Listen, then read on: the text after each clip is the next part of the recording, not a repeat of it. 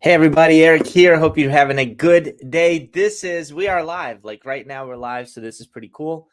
And this is the week of Thanksgiving. How awesome is that, right? Now for some people, Thanksgiving is a very amazing, happy week. I mean, talking to entrepreneurs and sales professionals, those of us who've had a great sales year, um, we're rocking and rolling, right? We're getting into Thanksgiving holiday just on cloud nine. But then there are some who haven't had a really good year, and for them, this time could be stressful. And so I want to talk to everybody who's in the realm of selling something, right? On how you can really make the end of the year just explode for you. How you can, one little technique that you can use right now at the end of the year that's going to give you just a boost in your revenues and your profitability. So here we go. This is the technique I call having a proposal party. So we used to have these when I was leading sales teams in the tech space.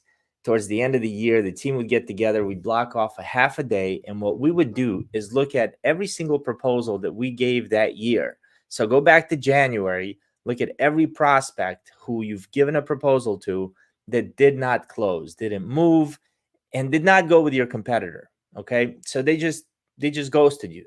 Nothing happened. So this is the time that it's really good to reach back out to those folks. I think one of the mistakes that many of us make is that we go and we try to find new business and we go to more networking events and we put more on our plate and we try to do more and more and more.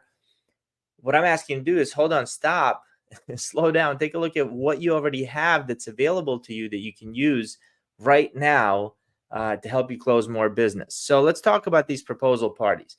Um, Thanksgiving week, right? I mean, Black Friday, end of the year. All of these mean that it's a great reason to get back in front of your potential clients. Okay. There are some psychological benefits to doing this.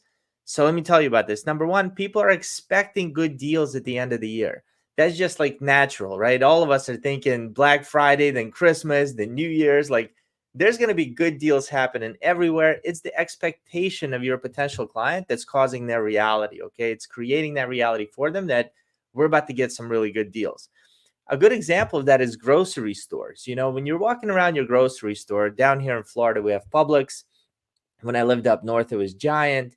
Um, Sometimes those sales signs that they have in front of a product simply says guaranteed everyday low price. It's not even a sale item. And what do people do? We just because we see the sign, we think we're getting a great deal. I mean, next time you're doing grocery shopping, if you haven't noticed this, take a look at what those signs actually say. Guaranteed everyday low pricing, nothing to do with sale price, nothing. You don't even know if that's the best sale price, right? But because the sign is there, we're conditioned that this means that it's a low price. We're going to buy this item. It's a good deal. So that's one of the psychological things that happen to us when we're buying. It's a way to influence your buying decision. And just because it's end of the year right now, your clients' minds are primed for buying. So this is a great time to put your foot on the gas pedal. All right. Number two, companies are looking to spend some money at the end of the year. Not all companies, but those that came in under budget.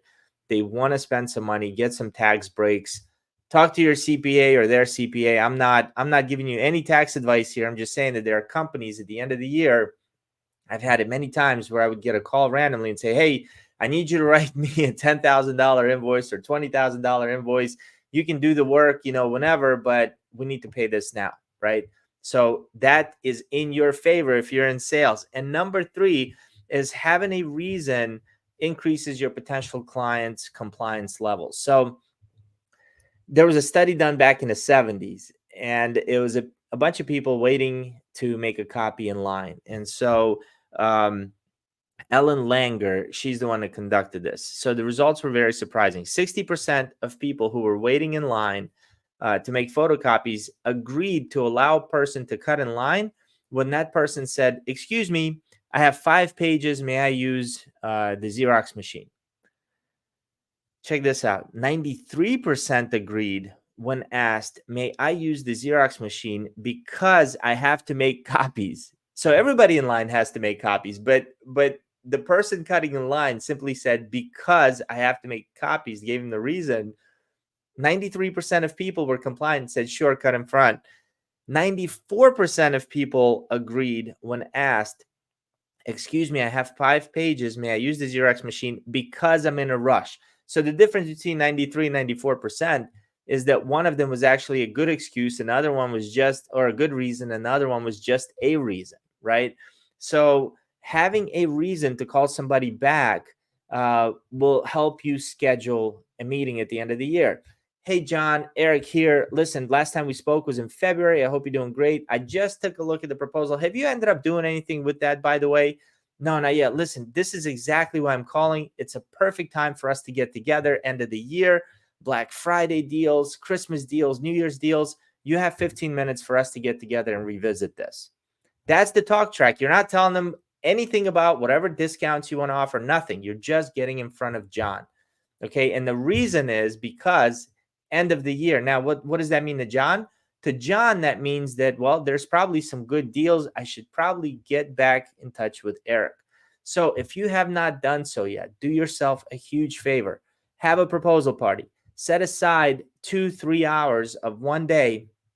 Go back through all your emails. Go back through, if you have a proposal folder, if you're organized, this should be very easy.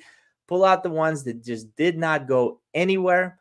Reach back out to those people, schedule an appointment with them, get together, find out if anything's changed in their business, see why they didn't move forward. What are they doing now that that problem has not yet been solved?